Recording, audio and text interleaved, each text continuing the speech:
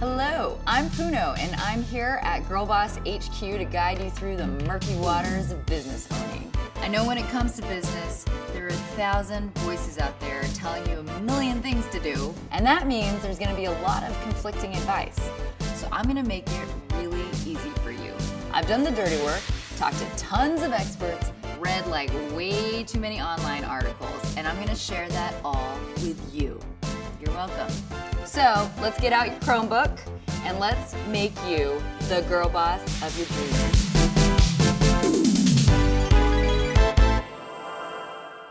Do you ever feel like your full-time job is responding to emails and Slack messages, and then you still have to do your actual full-time job?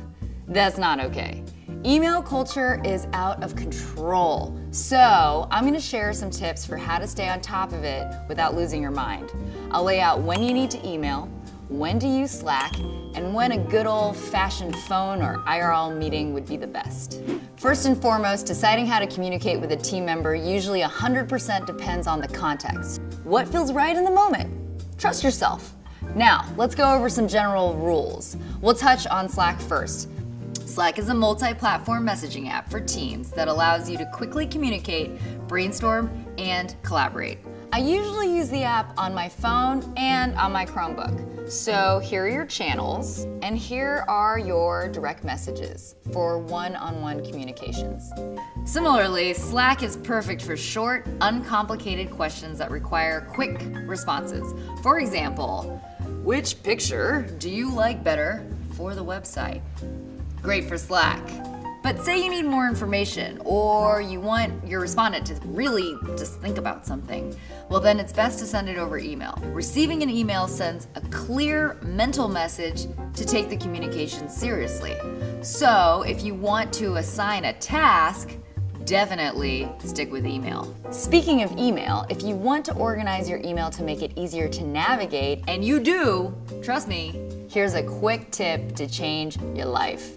You know how you get a million emails and then all you want to do is just shut down your computer and never open it again? Well, this tip right here is about to revolutionize your life.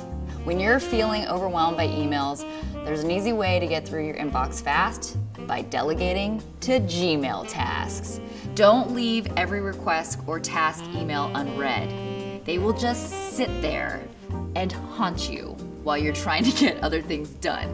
Instead, take designated email breaks, respond to the urgent emails, delete the junk, and move the less urgent emails to tasks. Then, at the end of the day, take 30 minutes, to go through your tasks. To add an email to tasks in Gmail, all you have to do is click on the More button in the email and add to tasks.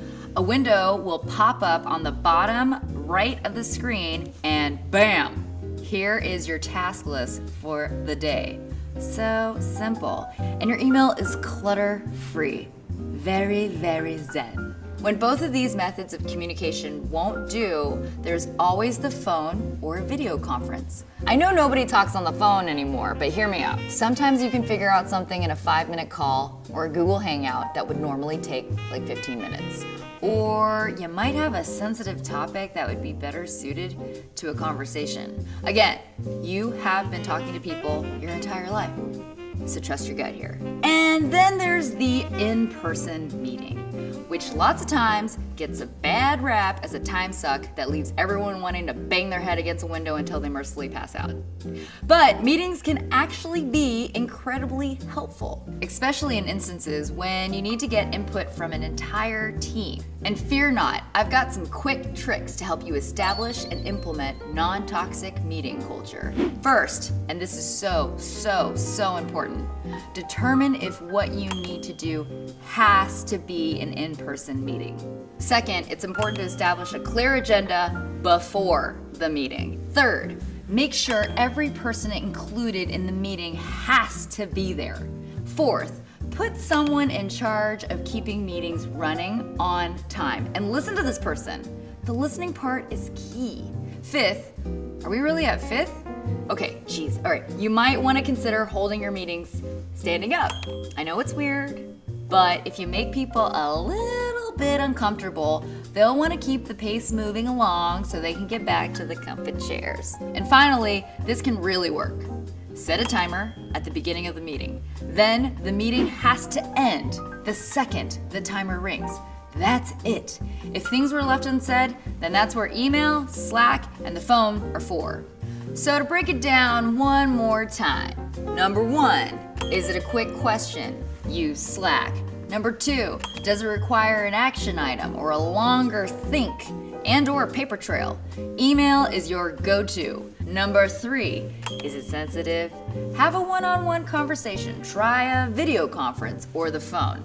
Number 4, do you need input from the whole group, and does that input require rounds of discussion that will be easier in person? A meeting it is then! I hope all this helps you and your team figure out how to communicate in open, fun ways that make doing business together a pleasure and never a burden. And if you have any questions about it, just Slack me.